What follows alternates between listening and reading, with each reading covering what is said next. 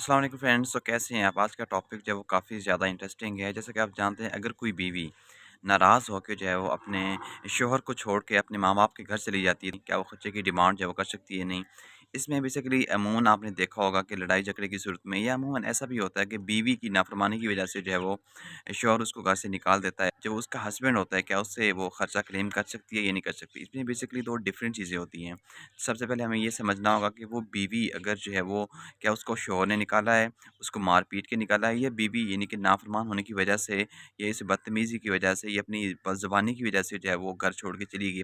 अगर अमूमन ऐसा होता है कि अगर फ़र्ज़ किया बीवी जाके यानी कि नाराज़ होके अपने माँ-बाप के घर चली जाती है, अपने यानी कि मेके चली जाती है, तो अगर उसने वाक़ई वहाँ पे जाके जो है वो दावा दायर कर दी है अपने शौहर के अगेंस्ट खर्चे का कि मुझे अपने माँ-बाप के घर जो है वो बैठे-बिठाए वहाँ पे खर्चा मिलना चाहिए, और वो अपने शौहर के घर भी जाना नहीं चाहती। वो चाहती है कि वो अपने माँ-बाप के घर रहे और वहाँ पे बैठ के वो अपने शौहर से खर्चा वसूल करे।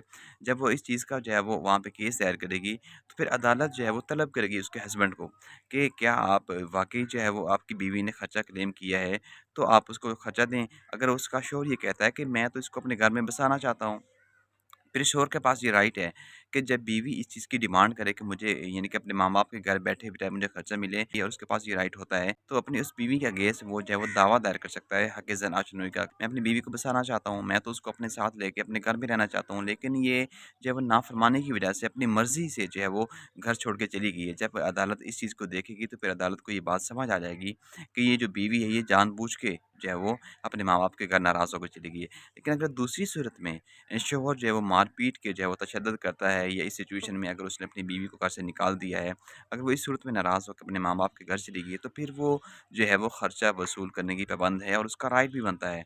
क्योंकि ये 2 डिफरेंट चीज़ें हैं।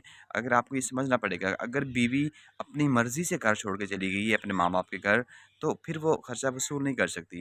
लेकिन अगर उसको मार-पीट के वहाँ से निकाला गया है, तो फिर वो खर्चा वसूल कर सकती है। अमूमन अक्सर ऐसा होता है कि गलती जो है वो बीवी की होती है, लेकिन उसके बावजूद वो झूठा दावा दायर कर देती है, वहाँ पे फिर वो कस्में उठाती है कि जी यानी कि मेरे शौहर ने मुझे मारा है। हालाँकि वो बेसिकली अपनी नाफ़रमानी की वजह से, या अपनी किसी रीज़न की वजह से वो शौहर का घर छोड़ के माँ-बाप के पास जाती है। लेकिन जब वो दावा दायर करती है, तो फिर उसमें वो चीज़ें लिख देती है, इस चीज़ को मेंशन करती है कि इसमें मेरी गलती नहीं है, ये मेरे शौहर ने मुझे मार-पीट के निकाला है। फिर जब दोनों पार्टियों को वहाँ पे सुना जाता है, तो सुनने के बाद फिर जब बंदा कहता है कि मैं तो इसको बसाना चाहता हूँ, ये अपनी मर्ज़ी से घर छोड़ के गई है, तो इस सूरत में अदालत जो है वो औरत का जो केस है वो ख़ारिज कर देती है। डेफ़िनिटली जब अदालत को इस चीज़ का पता चल जाता है कि ये बीवी ने झूठा दावा दायर कर दिया है, तो फिर उसके बाद जो है उसको जो है वो ख़ारिज कर दिया जाता है। तो इस सूरत में बीवी जो है वो खर्चा वसूल नहीं कर सकती। अगर शौहर ने उसको मार-पीट के निकाला है, तो फिर इस सूरत में वो खर्चा वसूल कर सकती है। सो मिलते हैं एक नई वीडियो में। मुझे दीजिएगा इजाज़त। अल्लाह हाफ़िज़।